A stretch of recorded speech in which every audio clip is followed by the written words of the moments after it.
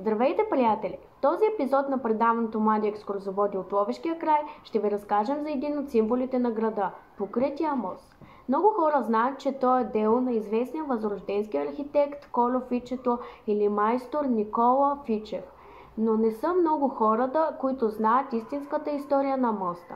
Днес е малко известно, че настоящия мост не е дело на майстора, а само негово несполучливо подобие.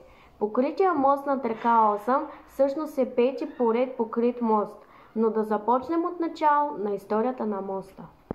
30 години преди освобождението, около 1848 година, в Ловеч е имал покрит мост, построен от неизвестен майстор, но при наводненията на реката той е бил отнесен и разрушен.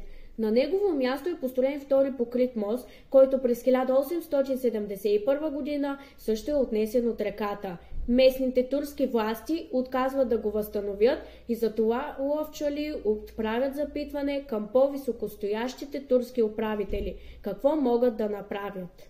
Получават разрешение да възстановят моста, но само на собствени разноски на ловчали. Тогава в Ловеч пристига майстор Кольо Фичето и предоставя на турските власти в Ловеч цени на моста с каменни и дървени устои. Решено е новия мост да бъде с каменни основи.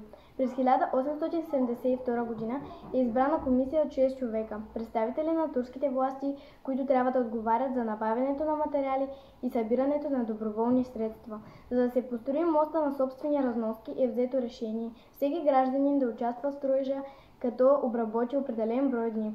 Това се отнася за бедните. Богатите граждани е трябвало да внесат определена сума пари.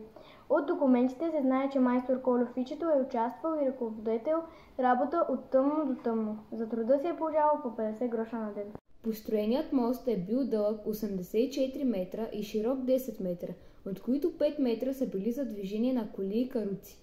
От двете му страни е имало 64 дюкянчета. Средата на моста е отбелязан с дюкянчета, наредени в кръг.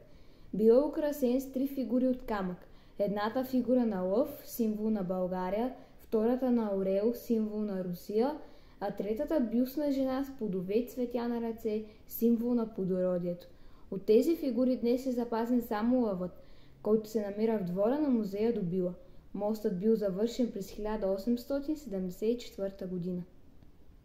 Този оригинален мост на знаменития майстор е съществувал само 51 години. За съжаление, неговото уникално творение е било подпалено на 2 срещу 3 август 1925 година от злосторници и изгаря. Избухналият пожар унищожава целия мост, който е бил с дървена конструкция, като остават само каменните колони. Изгаря стоката и на 50 занаячии. Известно е, че причината за пожара са силно запалими течности, защото мостът умва едновременно и в двата си края. Издига се пламък висок 4-5 метра. Намират се няколко самоотвержени граждани, които се хвърлят да гасят пожара. За беда точно в този ден пожарната команда не е в града. Има няколко версии за причините за избухналия пожар. Според едната, човек с румънски произход, който е бил пияница, е бил подкупен срещу 2 бутилки ракия да подпали мост. Според друга версия, пожарът е избухнал поради забравена ютия на жар, която се е наклонила и подпалила въглените. Третото предположение е, че пожарът умишлено е подпален от собственици на дюкяни, които са искали да получат обезщетения от застрахователно дружество Феникс. Според спомените на старите ловчали, умишленият пожар на моста е дело или на местната власт, или е станал с нейната подкрепа, защото не е обърнала нужното внимание.